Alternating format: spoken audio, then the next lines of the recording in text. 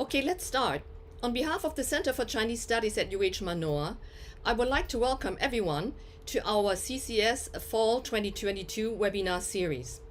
My name is Mingbao Yu from the Department of East Asian Languages and Literatures, where I teach 20th century Chinese literature, film, and culture. And I'm currently also serving as the CCS Director and the organizer of this year's webinar series, with the kind assistance of the CCS Executive Committee and CCS Associate Director Ren Youmei, Dr. Cindy Ning. Today's session is being recorded and will be uploaded to our YouTube channel, where you can also find previously recorded webinar sessions in case you missed them. Our full program flyer for this semester can be found on the CCS website and Instagram, the links of which you can now see in the chat forum. I encourage you all to take a closer look at our program flyer because we have an impressive lineup of presentations coming up, including next week's faculty panel on how to read ancient Chinese philosophy, organized and moderated by CCS EC member Professor Franklin Perkins from UH Mānoa's Philosophy Department. Today's session is the second talk in our series entitled Understanding China, and it features Professor Huiyao Wang, who is the founder and president of the NGO Center for China and Globalization, and we are indeed honored and delighted that he's joining us today from China. Professor Wang will be properly introduced by the moderator of today's session, Professor Victor Wei Huang from the Scheidler College of Business here at UH Mānoa. We would like to thank and acknowledge the Center for China and Globalization and the Scheidler College of Business for the co-sponsorship of today's session. Before I introduce today's moderator, Professor Huang, let me remind you of some procedures for this session. Please feel free to use the chat forum for posting any technical or other queries, but use the Q&A tool for posting comments and questions about today's presentation, which will be answered by our speakers during the Q&A session. In order to accommodate everyone, we kindly ask that you please keep your comments concise and ask no more than 2 questions, so that we keep within the 30 minutes we have allocated to the Q&A session. We will try to take the questions in the order they have been submitted, but we might also synthesize and group together similar questions so that we save time and make room for other comments and queries. We also reserve the right to dismiss comments and questions that are not relevant or civil in tone. After today's presentation, you will receive a brief survey, and we would greatly appreciate your constructive feedback. And now, it's an honor and pleasure to introduce Professor Victor Wei Huang, who is the John and Sue Dean Distinguished Professor of Finance at UH Mānoa's Scheidler College of Business, and currently the chair of the Finance Department. He earned his BA in Economics from Nanjing University in China and his PhD in Finance from Georgia Tech. His research interests include empirical asset pricing, international finance, Chinese financial markets, and corporate governance. His research in Chinese financial markets was included by Harvard Law School in its online forum on corporate governance and financial regulation, and was awarded the Sun Yefang Financial Innovation Prize, which is China's highest prize award for financial research and named after the pioneering economist Sun Yefang, who advocated market-oriented reforms. His research was also featured in the Wall Street Journal Smart Money. So, without further ado, let me turn over to Professor Huang. Thank you, Dr. Yu, for your kind introduction. It is my great pleasure to introduce Dr. Henry Huiyao Wang, who is the founder and president of Center for China and Globalization, known as CCG, the leading Chinese non-governmental think tank that ranked 64th worldwide. In addition, he was former counselor to China State Council, vice chairman of China Association for International Economic Cooperation under the Ministry of Commerce, vice chairman of China Public Relations Association, a director of Chinese People's Institute of Foreign Affairs and Pacific Relations Association, a director Director of China National Committee for Pacific Economic Cooperation, both organizations under the supervision of Ministry of Foreign Affairs. He is now the Dean of Institute of Development Studies of Southwestern University of Finance and Economics of China, and a member of Advisory Committee for Global Competence Development of Tsinghua University. Currently, he is a steering committee member of the Paris Peace Forum and also sits on the advisory board of Duke Kunshan University and Rich Ivy Business School. He served as desk officer in the Ministry of Foreign Economic Relations and Trade in the early 1980s. Then he worked as Director Asia for SNC Lavalin in Montreal, and was also appointed by the Quebec government as the Chief Trade Representative of Quebec Government Office in Hong Kong in early 1990s. Dr. Wang pursued his PhD studies at University of Western Ontario and University of Manchester.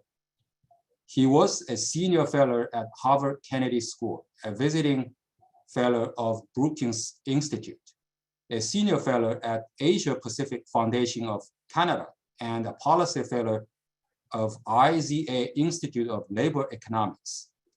He served as an advisor for IOM of UN, as a thought leader of international relations, global governance, international business, global migration, global investment and trade, and also oversees Chinese and Chinese think tanks, etc. He has published nearly 100 works, including China and Globalization series and many others. And also, I also noticed that he published in academic finance journals as well. And Dr. Wang is a frequent speaker of international events such as World Economic Forum, Munich Security Conference, Paris Peace Forum, WTO Public Forum, Monk Debate, Berlin Foreign Policy Forum, and Milken Global Forum. He's also a frequent contributing writer for the op-eds to South China Morning Post, Financial Times, Bloomberg, New York Times, and others. Without further ado, I'd like to welcome Dr. Wang. Thank you. Okay, thank you, Professor Huang, for your kind introduction, and also thank to Professor Yue for opening up this webinar series and the dialogue series that I'm very pleased to be joining you today. I mean, University of Hawaii is really a great university. I've been to Hawaii quite a few times. I'm really impressed with the the place and also university and also East West Center there.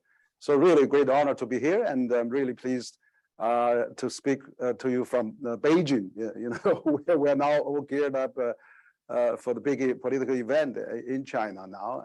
20th Party Congress is this week, actually, weekend. But I would very much like to take this time, maybe a half hour, 40 minutes, to really give some introduction of what we've been doing lately as a think tank, but also share some of our research and, of course, our latest thought on how China and the globalization can work out. So I really appreciate the opportunity. I'd like to share my screen now, if you allow me to work out this. So the seminar today actually is the China and the world, and how China integrated in the world and contribute to it. So basically, actually 2018, I edited a book called Handbook on China and Globalization.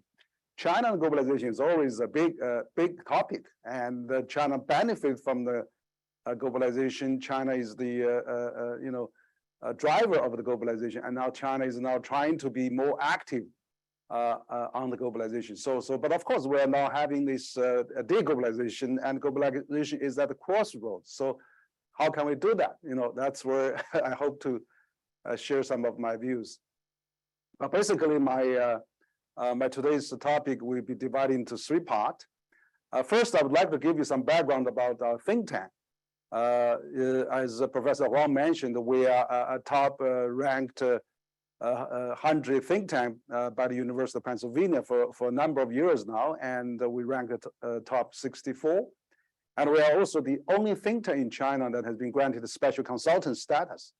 So we have recently took a visit overseas, and then we, as a think tank, we do a lot of research, and I would like to introduce some of our latest research that we just had on China and globalization. And thirdly, is where I probably will spend a bit more time, is on China's role in this contributing to globalization, because there's a lot of question about what China will play, particularly China's 20th Party Congress is coming up. So where China is going as on many people's mind, but I think we can probably touch upon that as well. So basically, I would like to start with the part one, China.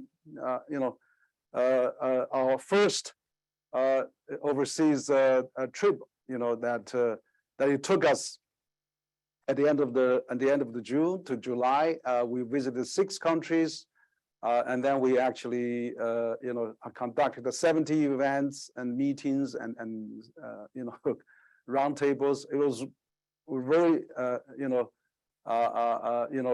effective visit. But I think that's where I want to make a point, is that we already have almost 3 years pandemic.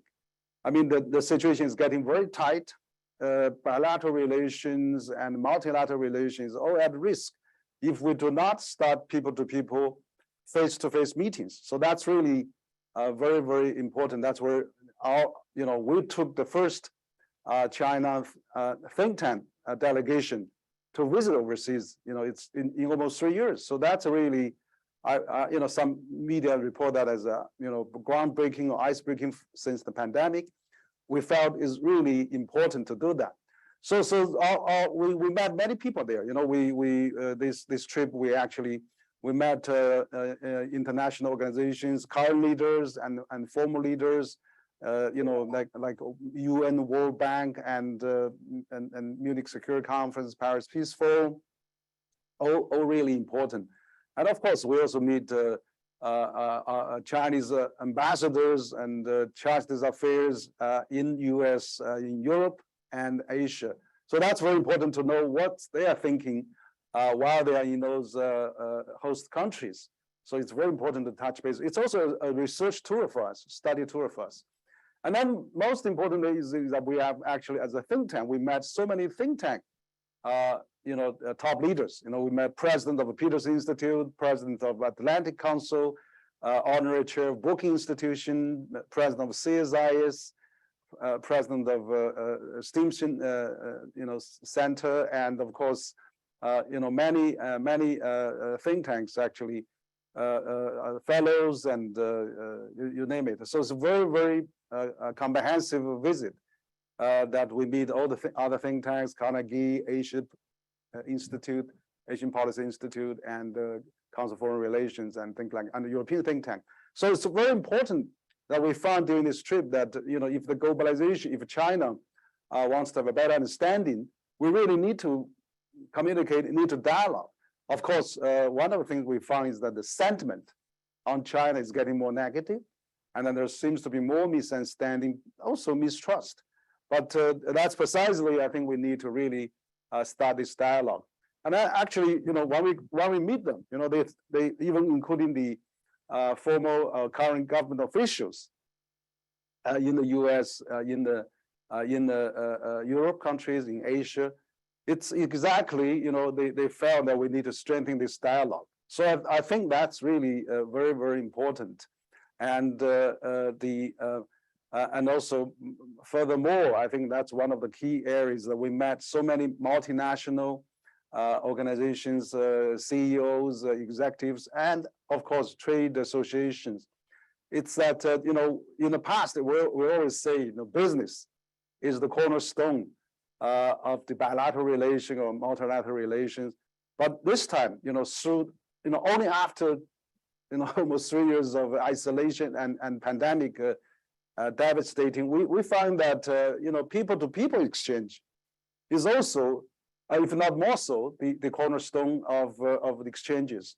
So it's very important that we get this message. We are sending the message that that we are coming out. Chinese delegation, first one of the think tanks, coming out to meet all of you. But also we express strong desire to welcome our foreign friends and the colleagues to visit China, to visit CCG, and so this is very, very important message that we're sending. We also had quite a bit of media interviews, coverage. We talked to the BBC, Forbes, and many other the media actually in those countries. It's quite impressive. There's also quite a bit of coverage. Even when we come back to China, we had a big coverage of the report. So I think that kind of coverage is good, because we want to let people know there are possibilities for us to embark on these exchanges, and the coverage is really important. That we have so many Chinese think tanks, academic institutes are ready to go. I know that there are some people already started to visit overseas now, like the former dean of the Peking University International School is now in the U.S. now. We just hosted, and also we had a meeting with Scott Kennedy, advisor of the CSIS, visited physically with us, about 10 days ago. So you see, we trigger this. We hope so to trigger these exchanges, so that we can have the importance of enhanced understanding and exchanges. So this is really what I want to just give you some background about Center for China and Globalization. So this is very important, that we have to start the dialogue and the business. Now I come to the second part of my talk, is basically China and Globalization research at a think tank.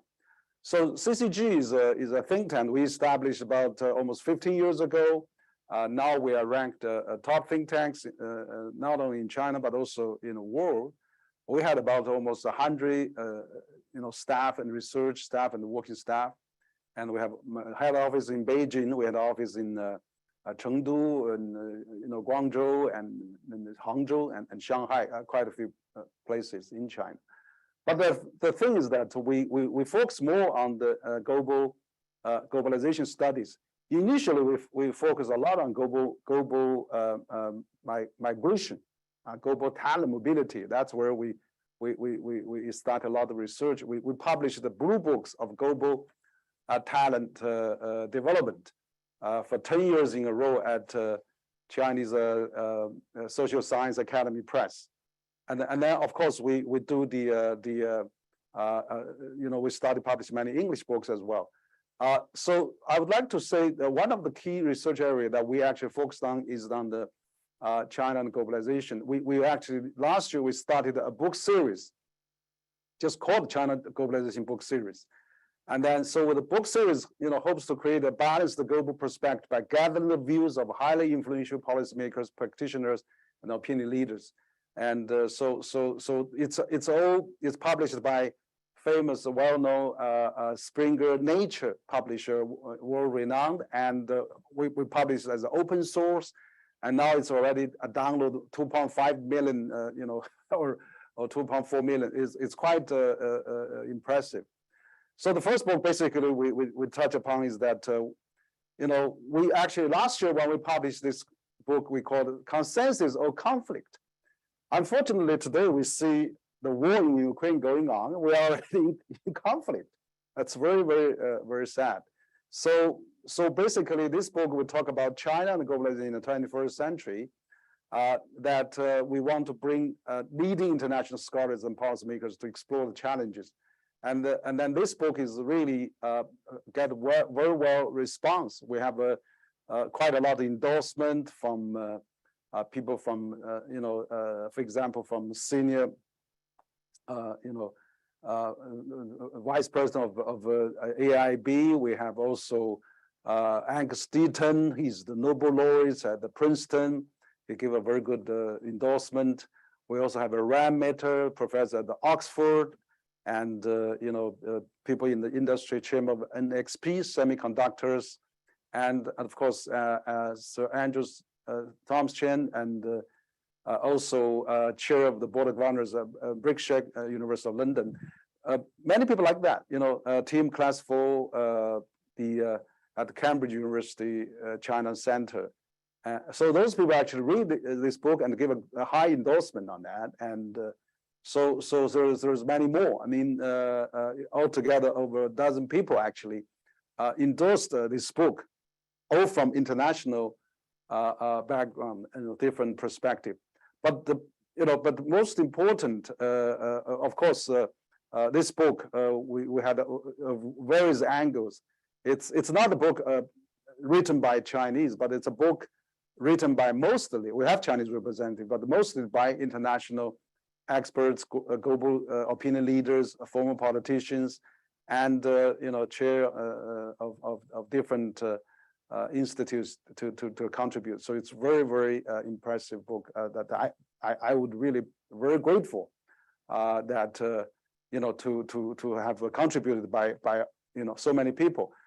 So this book is I have done this with my co-editor Alex Michi, and so it's a first book of its kind, but we found this is very, very good. So we have many people contribute as authors, professors, global CEOs, and former prime minister, former WTO,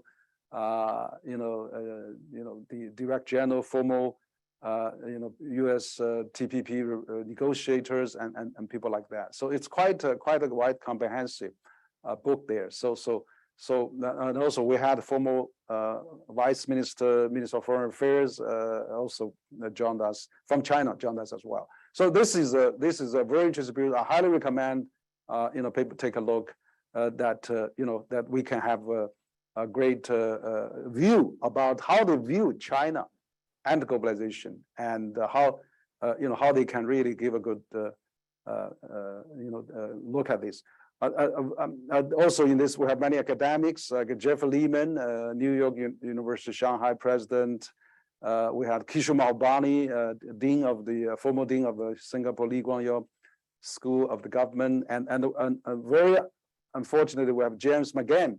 He's the director of a think tank at University of Pennsylvania, and then this was his last piece, and he passed away at the end of last year. So it's really very sad for that. But other than that, I think we had a very good contribution. We also had Joseph Nye, Jim O'Neill, all those Edmund Phillips, Nobel laureates, and many people. I'm really grateful for their contributions. So this is the book that we have actually. You can get a glimpse of what we are actually doing on that. The other book we actually, it's in my edited series, is Asian 21st Century. That's written by Kishore Mahbani. And then this book actually has got download over 2 million. It broke the record of Springer's online downloads. And it's extremely popular, in Asia and of course in globally. So this is really another great book. And you can see we focus more on the business, because business is in China is always the probably the last largest market potentially in the world now, with 500 million middle class. So how global multinational view this market? What about CEOs? What about chambers, presidents, executives, and then how they see this trade war? How they see this U.S.-China rivalry, populism and all those threats. We're seeing that, constantly coming, all kinds of disruptions. But how our business community is really working on that. So this is a book on that. We had a very good also feedback about almost 30 executives contribute to this book. Another book we actually did is a very interesting one. It's never done before. Is that we want to know what ambassadors thinking, because since we cannot have the people-to-people exchange, there's no foreigners coming. Ambassadors in China are treasures now. They are really highly sought after by all the people, but we want to know what they are thinking on China. So we got 27 ambassadors to contribute to this book. Again, a very interesting perspective from all those ambassadors to China. We have many ambassadors that they are highly contributing, including the EU ambassador from Canada, ambassador from Japan, Ireland and Portuguese, African Union. So it's great that for the first time that we have gathered so many ambassadors to contribute to this book, and so this is really a good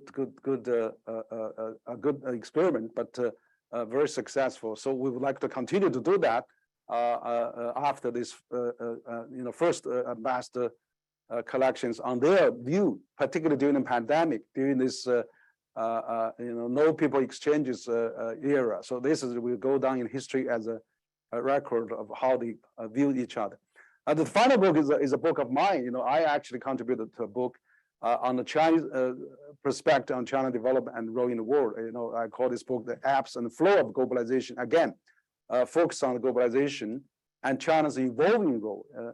I'm saying, because China, as it grows, becomes second largest economy in the world, contributed over 30% of global GDP growth, and then also the second largest donor to the United Nations, and all those global initiatives China launched, like a Belt and Road, Global Development Initiative, Global Security Initiative. There's many things China is trying to contribute to the global narrative and global policies in the domain of what China views the world. So this is important. I found this time the 20th Party Congress gets so much attention. We're getting interviews from BBC, Bloomberg, and CGTN, many channels request that they want to focus on this Party Congress. So this shows how what happened in China is really impact the world. So for all those books, I mean, I'm doing little advertise. You can go to the Springer website. You can download free. Most books are free, so it's good reference. Now, finally, I'd like to talk about the China's role in strengthening globalization. You see, after all those part one, part two, I talk about our think tank background. I talked about how international experts, think tanks and ambassadors and multinational view China and China's view of the world. Part three is really, I want to emphasize a little bit, is China's role in strengthening the globalization. So I just recently contributed an article to a famous think tank in France, Institut Montaigne, and basically what I'm saying is that could reshaping the world order usher in a return of economic globalization? Because I think the world is very dangerous now with the what's going on in the Russian-Ukraine war and escalating, and it's getting very dangerous now. We're facing a nuclear threat, so this is really very dangerous. So what has been true in the past 75 years after 76 years of Bretton Woods system, the world, UN, World Bank, and WTO and all those has been driving economic globalization, that we all benefit, we're all blended, we're all intertwined. Now we are seeing that falling apart. We have decoupling going on, we have a trade war going on, we have so many things that separate us. The only thing I'm still a bit optimistic is that we see the student flow is still very strong. China, for the last 2 or 3 years, even the pandemic, for example, last year, US issued over 110,000 visas, student visa, for Chinese students studying in the US. And there's more visa issued even to Europe in different countries. UK got a big increase. But unfortunately, we hope to welcome more international students coming to China when China has contained this virus to some degree. So really, that people-to-people exchange we still see, but we want to see more trade. Of course, that is happening. China last year actually had over 30% of its trade increase. China is supplying the world.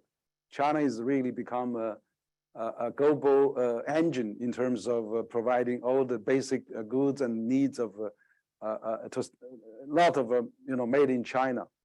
Even U.S. The elections, the Trump toys are manufactured here in China, and then recently the UK, they got a lot of British flags manufactured in China. So you see, China is doing a lot of manufacturing still going on, but that economic globalization, is that we are at the crossroad? Can we go back to the economic globalization when the political, geopolitical deglobalization is devastating the economic globalization? That's basically my article was talking about. So you can see that Russian war in Ukraine has accelerated the trend towards a new world order, basically. And what I'm saying is that China would not be a disruptor. China would not change the existing. China would like to upgrade. China would like to sustain, and China would like to improve and like to contribute more. So we see the world order after the Russian-Ukraine conflict and also this major pandemic devastating. We probably see a more multipolar globalization and more decentralization. That could be the case. So we see like RCEP become the largest free trade agreement. We have seen CPTPP. We see there's quite a few blocks like African Continental Free Trade Agreement, and we see Latin American. So you see more fragmented, maybe more regionalization of globalization. But China's role in this is really to not going to change the world order. China has always said China doesn't want to change the global order. China wants to enhance it, participate, because China benefits from the existing global order. Why China wants to change that? So how can we restart economic globalization, and then reshaping the world order is really improve that order, basically, to create a new Bretton Woods system, probably. So let's say we are at a new Bretton Woods moment. How to enhance, improve, and upgrade? That's the main message I can tell. So I have in that, in my latest paper, I actually proposed several recommendations. Number one is really to reform the WTO, because WTO is really the engine of the world economics in the last 7 decades. First the GATT and now the WTO. So there's also many new areas like digital economy, then all those the high-tech area, artificial intelligence. There's many areas that is not covered. So we hope that we can cover that. But I think we can also study the competitive neutrality. We can really talk about SOE subsidy. Maybe in China, SOE has done a great deal. You lift 800 million people out of poverty. But internationally, we can follow the international rules. So it could be a differentiation on that. So WTO is actually in crisis because of the appellate body was blocked by the U.S. Still no judges there. So we hope that we can do that with developing countries. I'm glad to see the WTO ministerial meeting, the fishery agreement has been reached. And also China has proposed a plastic emission ban to the ocean that by 2050 we should eliminate that. I have gave that proposal 3 years ago at WTO with to 10 WTO ambassadors that we proposed that. So I'm glad to see 70 countries almost has signed up to that initiative. So I hope that more breakthrough can be really made there. That's number one. And number two is that China is basically busy building economic alliance. China has built, for example, the Belt and Road Initiative. China has joined RCEP. China is applying to join CPTPP. Has already established a working group to join DIPA, Digital Partnership, and also CAI. China has signed with EU at the end of 2020 on China-EU investment agreement. treaty. So that maybe we could revive that. I know November will be the time for the parliamentary and the Commission of European to review whether to renew this sanction or not. Maybe let's all lift that. China and EU can lift that sanction. So I can really hope that the kite can come through. And then the third recommendation is that we should promote more multilateral bank cooperation framework. For example, AIB is really a great example that joined by over 100 countries, including all European countries. And that is really the great needs that we need now in the world with big deficit of infrastructure. China is really the biggest, probably infrastructure developer in the world. We have, the total length of the high-speed railway in China is equal to the next 10 countries combined. And so I hope that that kind of experiments, networks. 4G, 5G stations has reached over 6 million across China. Anywhere it goes, well connected, well transformed.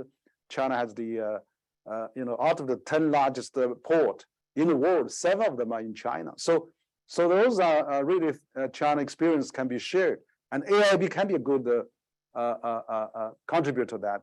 And perhaps we could upgrade AIB to GIB, to a global infrastructure investment bank. We can work with World Bank, ADB, and many other banks. So this is my third recommendation. And then my fourth recommendation is that we should promote more economic and trade cooperation. So I understand that U.S. now coming to Japan. President Biden actually come to Japan early this year, and then actually initiated the called Indo-Pacific Economic Framework for Prosperity. So if it's for economic framework in the Indo-Pacific region, it's hard to imagine it excludes the one of the largest economy in the region, second largest in the world, of China. So if it's really economic focused framework, why not get China to be part of that? China can join that, and just like China has applied to join CPTPP. Initially TPP, also designed by the U.S. So I think that not only U.S. but also some Asian countries, Latin American countries for TPP. But I think the same principle and reason is there. If it's economic framework, let's get together. So we hope to get more economic alliance rather than the military alliance. We have NATO now getting very active. We have Five Eyes. We have AUKUS. We have Quad, and now we even had the IPAF. So what I'm saying is that let's get more economic framework, and global initiatives and global development, rather than we are all obsessed with the security alliance. So let's get more economic alliance. And the same point is for my number 5 recommendation is that we should really increase Asia-Pacific economic cooperation. So CPTPP is great. China wants to join that. China wants to join DIPA. And I also said, I recommend, why not China join IPAF? So we can all really work on, have more platform to talk so that we can concentrate more on the economic development rather than we concentrate more on the security development. So this is really a good sign to that. And also the digital economy as well. That United States, maybe can be more open on Chinese companies, and Chinese company can be more open on the U.S. companies, because now, for example, Huawei is not a government, not a SOE, TikTok, WeChat, all the same, but the U.S. seems wants to restrict the operation. So I think that it's surprise for a very free, most free market in the world to do that. But I think also China could do the same. We can open Google, Facebook, Twitter, and digital company if US is open Huawei. So and other companies. So maybe we should get those digital companies to work together. I propose to have a D20. The G20 is going to happen next month in Bali, Indonesia. On the G20, you have a B20, Business 20, you have a T20, Think Tank 20, Y20, young people 20. But why can't we have a D20? let's get 20 largest digital companies and come together and do that. So those things. And final recommendation I would take, what I would like to talk about is this, G3 basically. We have three largest economy blocks in the world: U.S., China, and European Union. So let's have a G3 proposed, so that let's not get West versus rest or West versus China. We all have a different independence and different views, but U.S., China, and EU are the three largest economy in the world, and then so why can't G3 get together for the global South development? Because each has also initiated the infrastructures plans, like BI from China, B3W from US, Global Gateway from EU. But let's all work together. Let's get the G3 to work on this infrastructure, global South development, and also EU can mediate somewhat the China-US relations, from further deteriorating. So I think that the G3 concept is with the global South is really what I propose in the latest proposal. Of course, we can also have a G3 summit if we need. So I hope that we can really, the whole world can get together peacefully in prosperity, and let's really reduce and mitigate all those dangers. So finally, CCG would really like to help to do that, and we love to work with our colleagues and friends around the world, and we appreciate the University of Hawaii Center for China Studies and also the Business School initiative. I'm really happy to share some of the views, and I stop here. Thank you very much. Thank you. Thank you, Dr. Wang, for your very interesting presentation. So I'm looking at the Q&A. At the moment, we don't have any questions. So I have just one question about the WTO. So you mentioned about the reform in WTO.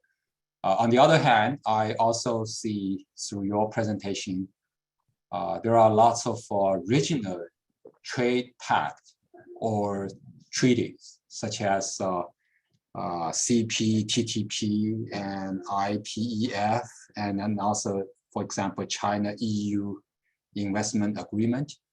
Do you see this regional economic treaty or trade pact as a substitute for WTO, as a trend to replace WTO? Yeah. Thank you, Victor. This is an excellent question, and what actually I see now is that because WTO, particularly in the last during the Trump era, and also for the last 10-20 years, since the Doha round, I mean, almost 20 years, WTO is getting nowhere, and WTO has contributed, significantly in the past, but recent 10-20 years, it's really very, very slow, and we haven't really concluded everything. The principle for WTO is basically you need to have agreed by consensus, which means 164 members. If any members does not agree with any proposal, that proposal is not going there. So for WTO, they are having a lot of, now they want to push the agenda forward. They have a polylateral arrangement. Countries can initiate some proposals like free trade agreement. Finally, we got this through. And I know there's a digital proposal proposed by a number of countries, US, EU, China, in, still hasn't really completed that yet. And I was talking about plastic emission to the ocean. There's many countries already agreed on that.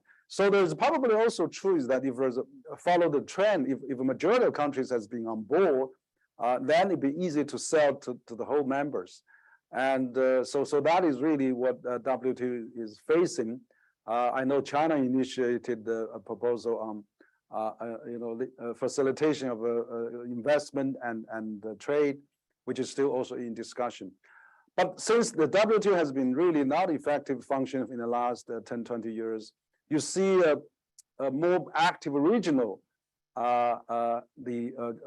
going on, and that's where they started the TPP, which by Singapore, New Zealand, Chile, and Brunei, and then later on, the U.S. joined and then took over and made it very liberalized trade agreement, because it's smaller country, easy to get consensus. Same is true for the RCEP, where China, ASEAN, Japan, Australia, New Zealand, 15 countries comes in, and South Korea, and then they really quickly, after a few years, they reached agreement. So what I'm saying is that you also see African Intercontinental Free Trade Agreement, and then you see Latin American, they have a Pacific Alliance. So it's probably on the one hand there's more pressure given to the WTO to reform and to catch up. For example, the TPP, CPTPP now led by Japan, Australia, since U.S. Created that plan, is actually now joined by applying to join. Now UK is applying to join. It's already beyond the Asia Pacific region, and I think even probably EU can be part of the CPTPP. So if the WTO is not really working that well, then maybe those regional mini WTO is in the making. But I think this is good though, because I think that there is some competition, CPTPP and RCEP and even DIPA, and the European Union have some many free FTA as well. So I think that if we can get the whole thing moving, let's move partially in different parts of the world, and eventually the sum of the parts are equal or larger on the whole. So I would be optimistic and encouraging those local, regional polylateral agreement, and then so that really can pave the way for the future reform of the WTO. Because for example, in the CPTPP, the digital courses, the technology, labor standard, environmental standards are all much higher than the WTO standards. So I think those are good things that they can experiment, they can pilot out, and then eventually they will benefit WTO. So I wouldn't mind there will be more regional free trade agreement, and as long as it's open. So CPTPP is open. I hope that US can come to join RCEP too, and UK can. Let's all cross membership, and China can join IPAF. Let's not build in the camps or blocks that prevent each other to join. That is no good. Let's really also, we have to practice the principle of openness and liberalization. Thank you. So you mentioned about a new idea, D20. That's very interesting, International Data Alliance, and encourage all those digital companies to move forward to sort of like collaborating to some extent. So do you think this should be a government brokered sort of like a collaboration, or it is purely up to the individual, the private business to sort of like figure out how to, collaborate? In my opinion, when these digital information companies, when they cross border to do business in other countries, perhaps the government approval is actually a critically important step. So I think the government has lot of kind of the duties in this area. So what do you think this D20 can be promoted? I think now the digital economy is really at the top of agenda, because the whole world is operating on the digital now, and we have anywhere you go is digitalized. So that is really the trend that we're seeing right now. But unfortunately, the standards are different, the different laws and regulations are everybody making on its own, and there's still no standardized. There's no digital organization look at that. I'm on a digital steering committee study group led by a former WTO General Pascalami.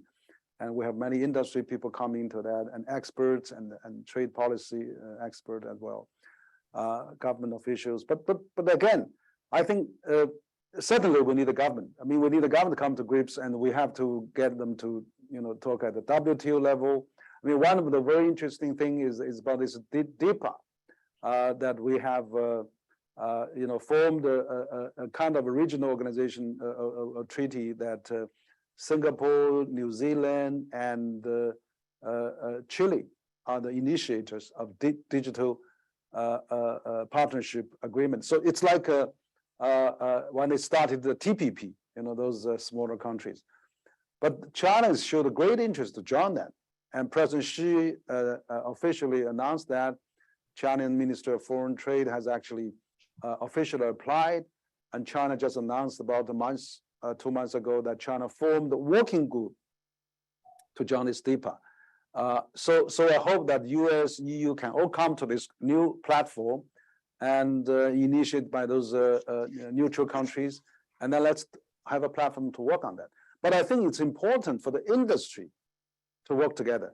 So the reason I propose D20 is to get 20 largest digital companies, Google, Facebook, Twitters, and Alibaba, Tencent, or Baidu, whatever. 20 largest digital companies coming together, Yahoo. I think the business community, they speak the same language. They have a better understanding. They all have its bottom line. They share the business language. So if the 20 largest digital company in the world can reach some consensus, have the industry opinions, then they can reflect to their respective government, and they reflect that to the digital organization like DIPA.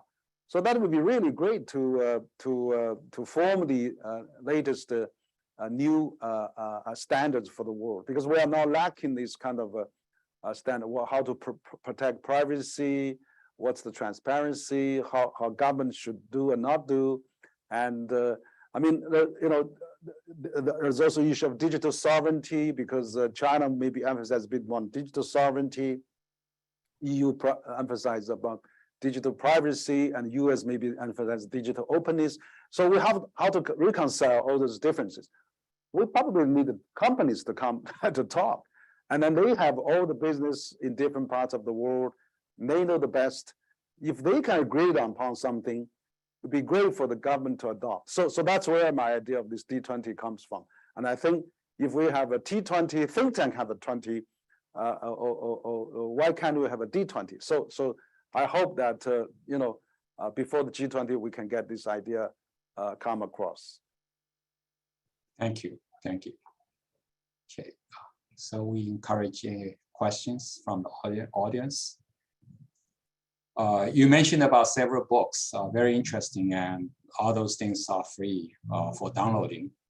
One of the books I remember you mentioned is China and the World in a Changing Context, and you invited many ambassadors to China to talk about their opinion about the changing world. I see the list includes many ambassadors from developing countries as well as from developed countries such as Japan.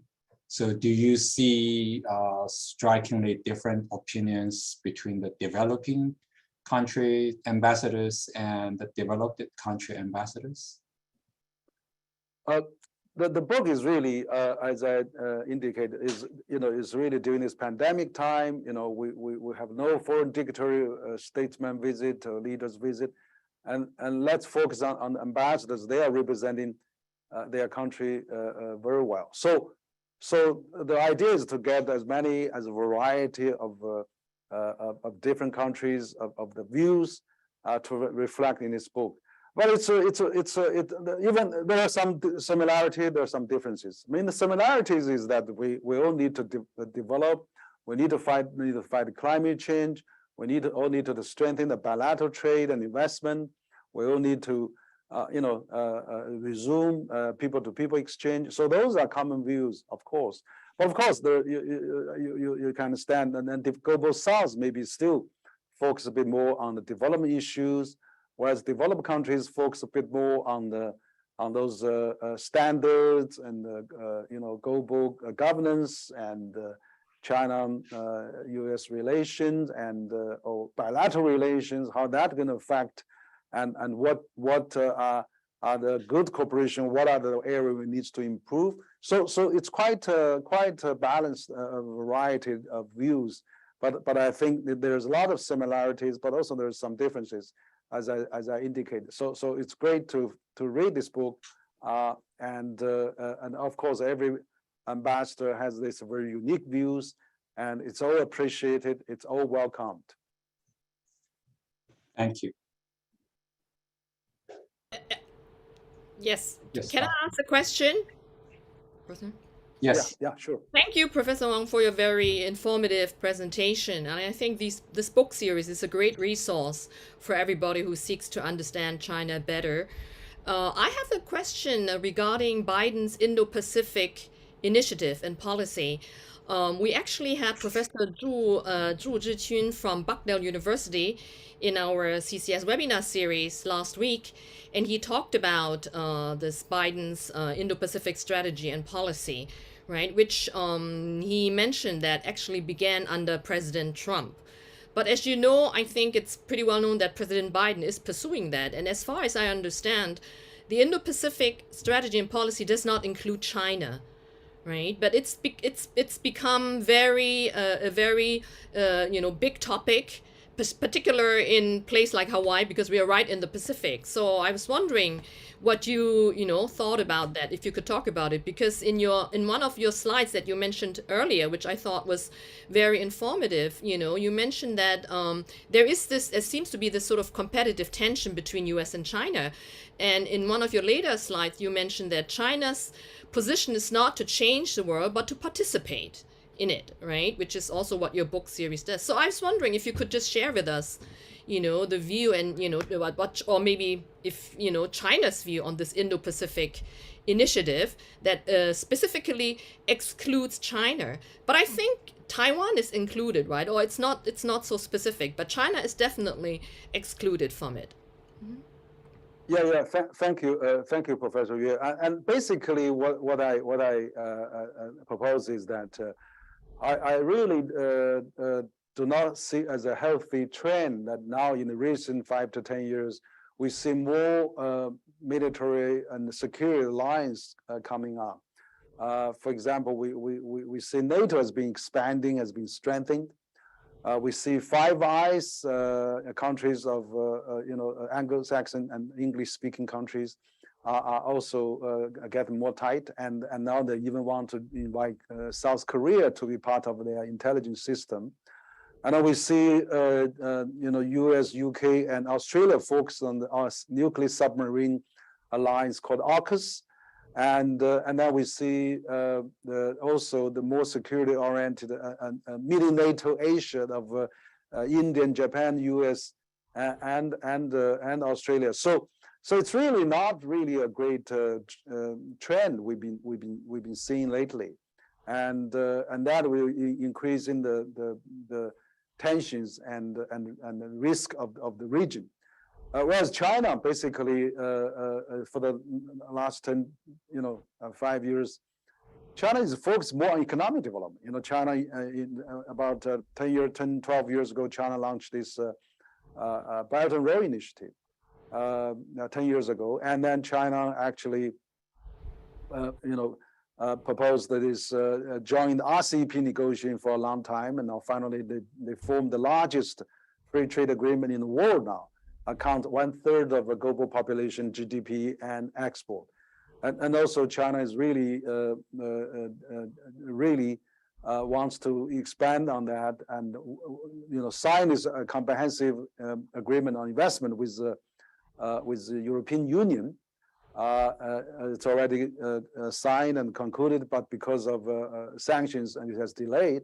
But China also applying to join CPTPP, even all its standards, criteria are negotiated and set by the U.S. and other Western countries, ASEAN. But China still wants to join that.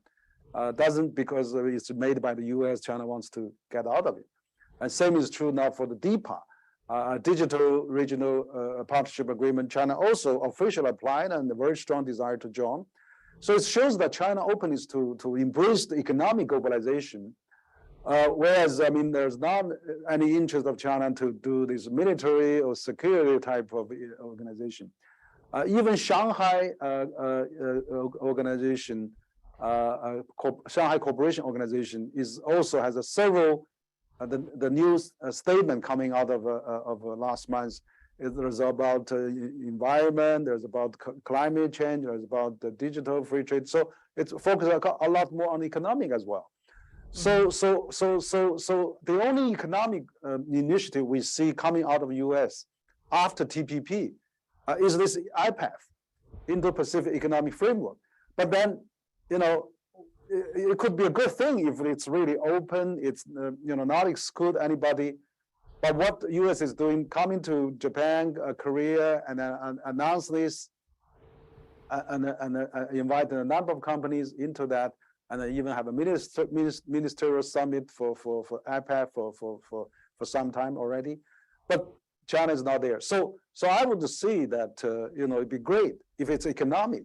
If China is the second largest economy in the world, if China is the largest trading nation with 130 countries, I don't see why the reason China cannot be there. I mean, just like China applied to join TPP, initially also said TPP was designed to contain China or to make China different.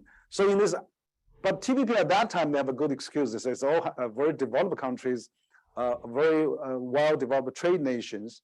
But even Vietnam can join TPP. I mean, now this time with IPEF, basically they had all the countries wants to join the region.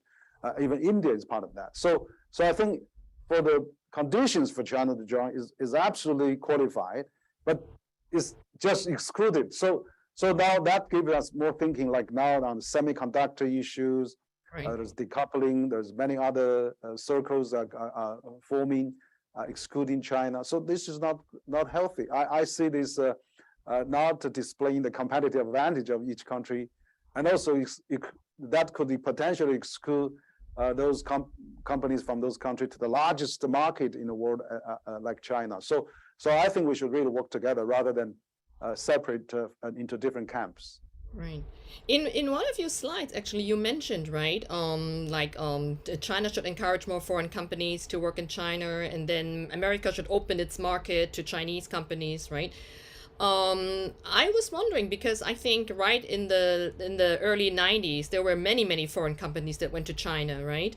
They were interested in opening, but then I think there was a period maybe around the turn of the century that a lot of companies then withdrew.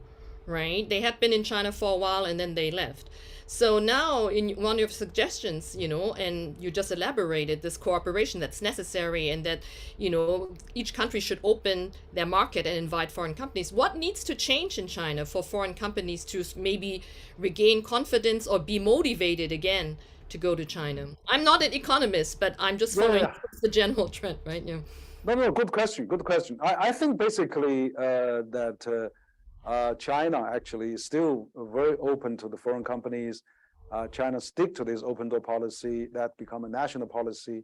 Of course, there's some difficulties in some parts of China.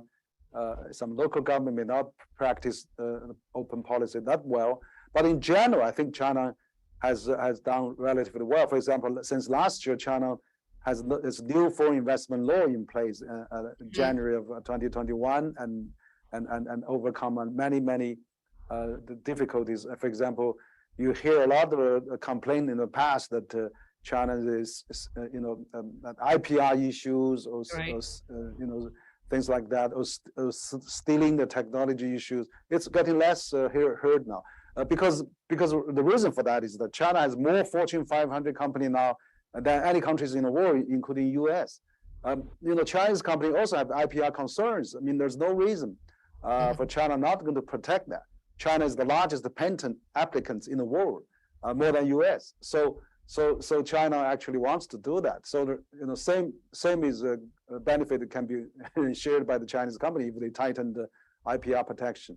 And the same also, I mean, the so-called forced technology transfer is because in the past they have a joint venture agreement and percentage requirement that is allowed by WTO, and that is really open. But many companies interpret that as a forced JV and forced technology.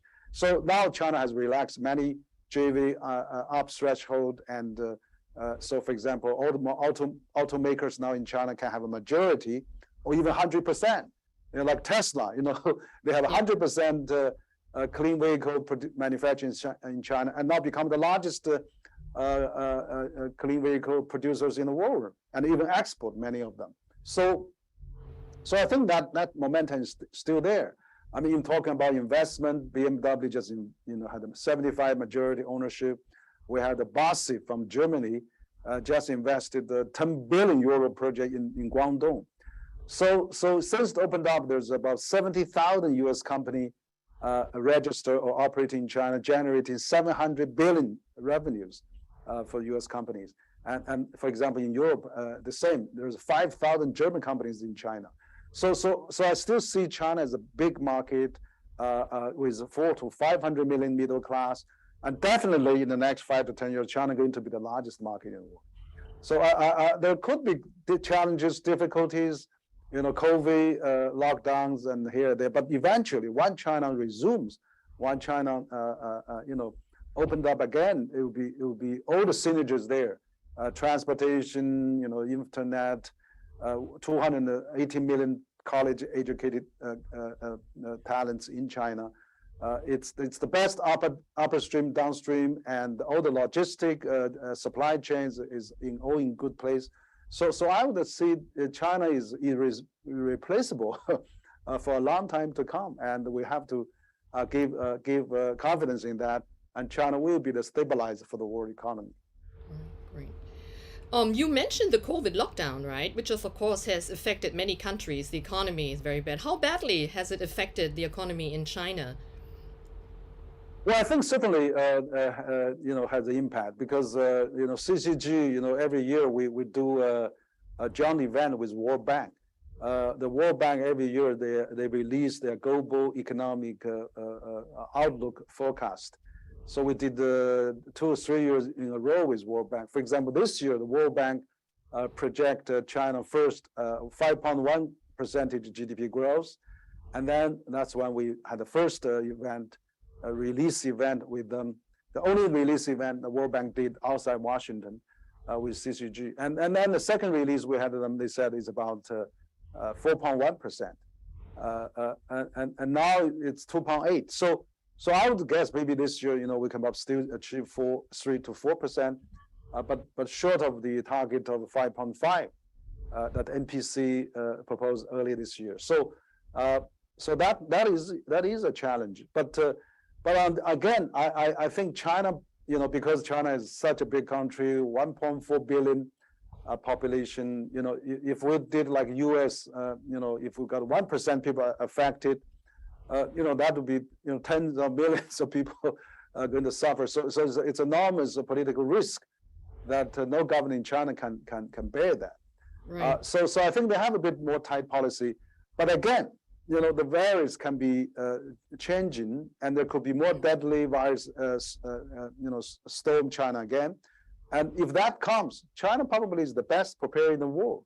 Right. China didn't lie flat, but China really has developed methodology of a massive testing, quarantine, fast tracing, and wipe out the virus whenever they find it. So they develop their own methodology. But I think how to optimize that while we contain the virus but develop the economy as much as we can. That is the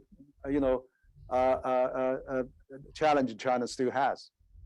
And I think China probably will relax because, for example, Beijing announced on November 6th, we're going to have the Beijing International Marathon resumed after two years stopped.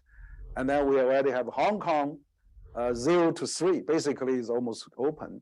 Right. And then probably totally open 0 to 0 after Party Congress. So if Hong Kong with a similar densely populated area can achieve that, I don't see the reason why China would not relax its policy as time goes on. So I'm optimistic, and I think China would find a better way to do that. Okay, great. Yes, Professor Huang, do you have one more question? Because we're almost at the end of our Yes, time. but I'm looking at the Q&A, so I don't see any. Oh, okay, actually there's a question posted here. Okay, so this question is from one of our audience, Li Lunding, and the question is, it's a privilege to hear a think tank scholar close to China's top power circle to give an update on China and the world.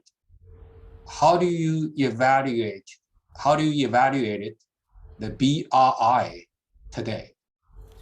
There's lots of naysayers from the Western think tanks that blame China for the economic woes in Sri Lanka, for instance. A benefit or debt trap? Thanks for your comment. Mm-hmm. Yeah. Thank you for raising that question. Also, Professor Huang. And yeah, I think that Belt and Road Initiative launched in 2013, I think, by President Xi is really a landmark of the last decade of the current government. That they had the first time they have a global initiative. I mean, in the past, China opened up for 40-some years now, but in the first 30-some years, China hasn't launched this massive global initiative. But then for the last 10 years, China launched this global initiative. It's basically aimed at the developing countries. So the connectivity and infrastructure, telecommunications and people-to-people exchange, it's all related to the developing countries, basically. So I think we are in a globalized world. Globalization is facing many challenges.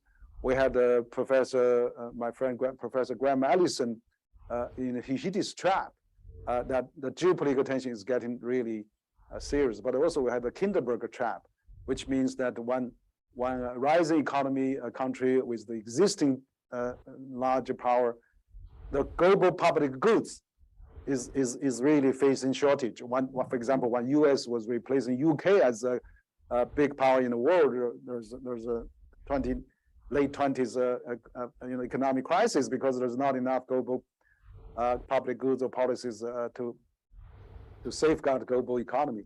So what China is doing, that since China becomes second largest economy, it's really good for China to launch some global initiative. And I think the Belt and Road Initiative is really great. I mean, I heard many developing countries, including many ambassadors, told me, look, Henry, we haven't heard any major plan in the world. I mean, last time we had a plan, it's Marshall Plan for Europe. But then, we haven't heard any new global development plan. And the World Bank has also reduced its lending, and many development banks have slowing down. So it's only China launched Asian Investment Infrastructure Bank, China launching this global Belt and Road Initiative for the developing countries. Of course, this initiative is not perfect. This is not, it's evolving. Actually, CCG, my think tank, we are proposing that why not we get the Belt and Road Initiative more multilateralized. Let's get World Bank, let's get ADB, AFDB, and Inter-American Development Bank, all development banks to join this. And AIB can be also a key player there. So we hope that we can multilateralize that rather than just bilateral MOUs and things like that. You talk about Sri Lanka. Yeah, Sri Lanka is really the one that had the changing of the government. They talk about this so-called debt trap. But actually, the total debt that Sri Lanka has, China probably accounts less than 10%. And then there's no debt trap issues. And basically, and then there's a company called Rhodium Investor Group, very famous in the US. And then they have done a series of studies. And then they collect about 40, 50, Belt and Road project. And they find that over majority, 90-some percentage are no such an issue. There's a few cases of that, but the payment is delayed and rescheduled. And there's probably only one case of or something have a little bit problem like that. So it's overly exaggerated case of Sri Lanka. But in fact, you have more successful stories. China Laos Railway is open, it's booming, and provide a lot of benefit to the Lao economy. And then we have this new railway going to be open in Indonesia. We have a new railway open in Thailand. We have a new railway open in Malaysia. I mean, who are doing big projects these days in the world for developing countries? We have African, cross-African railway as well, and all very economically beneficial to the local economy, welcomed by local economy. And so there's no other country basically doing those MAC projects, and except China. So I think it's a lot of unfair criticism towards China. But the reason for that is China is not in the English domain. China does not influence the global media. 90 to 95% global influential media is controlled by the U.S. and the West countries. So if they are not, if they have a color glass view in China, I mean, China is looked at very badly from time to time. So that's Chinese voice is not clear enough. But I would say now there are some consensus now. They all felt infrastructure is important. President Biden proposed a B3W, EU leaders proposed global gateway, and China has Belt and Road Initiative. Why can't we all work together for the global South? Rather than we really criticize each other, I mean, finding a small problem and maximize it. But of course, I mean, I'm not saying Belt and Road is perfect. It certainly has a problem. It certainly has a challenge. Nobody has done this before, but we can certainly improve. We can certainly enhance. But bottom line is, if China is willing to do something gigantic like this to help the developing world, let it be. Let's improve it. Let's carry on. Rather than we totally deny this and then saying this is a private agenda of China or whatever. China never sent any soldiers anywhere, never colonized any places, never launched any war. I mean, this is economic globalization, as I said. So I think we should support that. And we should get all the world organizations, World Bank, WTO, all those, IMF, and to participate. Let's make a Belt and Road Initiative a global initiative, and that's really my hope. Okay, great. Thank you. Well, we don't have any more questions, right? And we're almost time. We're almost there. Yes. Yes. On that positive note, let's please join me to thank Professor Wang and Professor Huang for his moderation. Thank you very much for joining us from China today and for your very informative presentation. And to our audience, thank you for your questions, and please join us next week for our next CCS webinar focusing on how to read ancient Chinese philosophical text. And we'll send out your flyers to our listserv to everybody subscribe to our CCS faculty or community listserv. If you're not on it, please send an email or go on our website where you can find the information. So thank you very much, everybody. Thank you again, Professor Wang. Thank you again, Professor Huang, for your moderation. Goodbye, everybody. See you next week. Thank you. Thank you all. Thank you very much.